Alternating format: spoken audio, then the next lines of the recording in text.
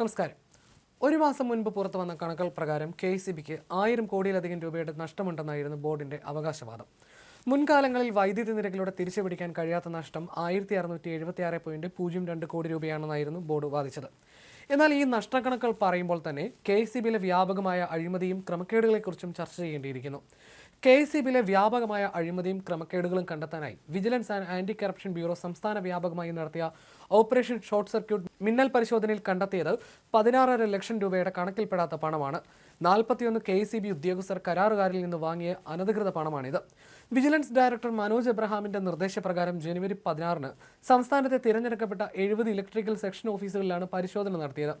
കരാറുകാരിൽ നിന്നും കമ്മീഷൻ ഇനത്തിൽ ഉദ്യോഗസ്ഥർ കൈക്കൂലി വാങ്ങി പരിശോധന നടത്താതെ ബില്ല് മാറി കൊടുക്കുന്നുവെന്ന വിവരത്തിന്റെ അടിസ്ഥാനത്തിലായിരുന്നു ഓപ്പറേഷൻ ഷോർട്ട് സർക്യൂട്ട് എന്ന പേരിൽ റെയ്ഡ് നടത്തിയത്. വലിയ കരാർ ജോലികൾ ടെൻഡർ നടപടികളിൽ നിന്നും ഒഴിവാക്കാനായി അവയെ ചെറിയ തുകകളുടെ പ്രവൃത്തികളായി വിഭജിക്കുന്നു. ശേഷം കൊട്ടേഷൻ വഴി ഇഷ്ടക്കാർക്ക് കരാർ നൽകുന്ന രീതിയാണ് ഭൂരിഭാഗം ഓഫീസുകളിലും പിന്തുടരുന്നതെന്നും വിജിലൻസ് കണ്ടെത്തി. ഒരേ കരാറുകാരന് തന്നെ വർഷങ്ങളോളം വിവിധ പ്രവൃത്തികളുടെ കരാർ നൽകുന്ന പക്ഷപാതപരമായ നിലപാടും കണ്ടെത്തിയിട്ടുണ്ട്. ഭൂരിഭാഗം ഇടപാടുകളും ഗൂഗിൾ പേ, UPI എന്നിവ വഴിയാണ് നടന്നത്. ഈ ടെൻഡർ നടപടികൾ ഒഴിവാക്കുന്നതിനായി വലിയ തുകയുടെ പ്രവൃത്തികളെ ചെറുകിട കൊട്ടേഷനുകളായി വിഭജിച്ച് നൽകുന്ന രീതി പല ഓഫീസുകളിലും നിലവിലുണ്ടെന്നും കണ്ടെത്തിയിട്ടുണ്ട്. എസ്റ്റിമേറ്റ് പ്രകാരമുള്ള അളവിൽ സാധനങ്ങൾ ഉപയോഗിക്കാതെയും പരിശോധനകൾ നടത്താതെയും കരാറുകാർക്ക് ബില്ലുകൾ മാറി നൽകുന്നതായും ബോധ്യപ്പെട്ടു. എർത്ത് പൈപ്പുകൾ കൃത്യമായ അളവിൽ നൽകാതെയും മെറ്റൽ പോസ്റ്റുകളിൽ മഫിംഗ് നടത്താതെയും പണം അനുവദിച്ച സംഭവങ്ങളും കണ്ടെത്തിയിട്ടുണ്ട്. ഇടുക്കി പോലുള്ള ജില്ലകളിൽ ഉദ്യോഗസ്ഥർ തന്നെ ബിനാമി കരാറുകാരെ വെച്ച് ജോലികൾ ഏറ്റെടുത്ത് നടന്നതായും കണ്ടെത്തിയിട്ടുണ്ട്.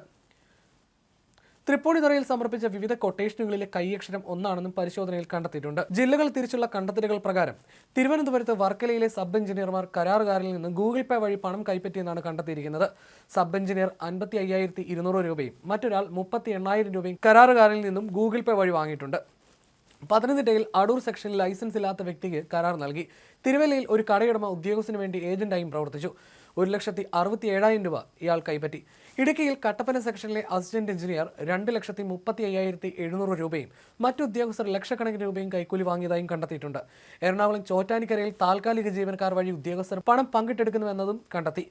കരാർ അടിസ്ഥാനത്തിൽ എടുത്തിട്ടുള്ള വാഹനങ്ങളുടെ ലോഗ് ബുക്കുകളിലും ഉപയോഗത്തിലും വലിയ തോതിലുള്ള ക്രമക്കേടുകൾ നടക്കുന്നുണ്ട്. കരാർ പ്രവർത്തികളുമായി ബന്ധപ്പെട്ട ഫയലുകൾ കൃത്യമായി പരിപാലിക്കുന്നില്ല. കൂടാതെ ചട്ടപ്രകാരം സൂക്ഷിക്കേണ്ട രജിസ്റ്ററുകൾ പലയിടത്തും ലഭ്യമല്ല.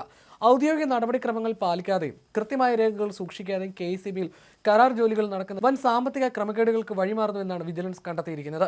പല ഉദ്യോഗസ്ഥരും ലക്ഷങ്ങൾ ശമ്പളം വാങ്ങുമ്പോഴാണ് ലക്ഷങ്ങൾ കൈക്കൂലി വാങ്ങുന്ന കഥയും പുറത്തുവരുന്നത്. SSLC പാസ്സാകാത്തവർ പോലും ലക്ഷത്തിലേറെ രൂപ KCBയിൽ നിന്ന് ശമ്പളം വാങ്ങുന്നുണ്ട്. കഴിഞ്ഞ വർഷം വിവരാവകാശ ചോദ്യത്തിന് മറുപടിയായി KCB തന്നെ നൽകിയ വിവരമായിരുന്നു ഇത്. SSLC പാസ്സാകാത്ത എത്ര ഓവർസിയർമാർ സബ് എഞ്ചിനീയർ ഗ്രേഡ് വാങ്ങുന്നവരുണ്ടെന്ന് ചോദ്യത്തിന് 450 ഉദ്യോഗസ്ഥരുണ്ടെന്നായിരുന്നു KCB അന്ന് നൽകിയ മറുപടി. എല്ലാ അലവൻസുകളും അടക്കം പ്രതിമാസം 1,33,695 രൂപ ശമ്പളം ലഭിക്കുന്നവരുമുണ്ട്.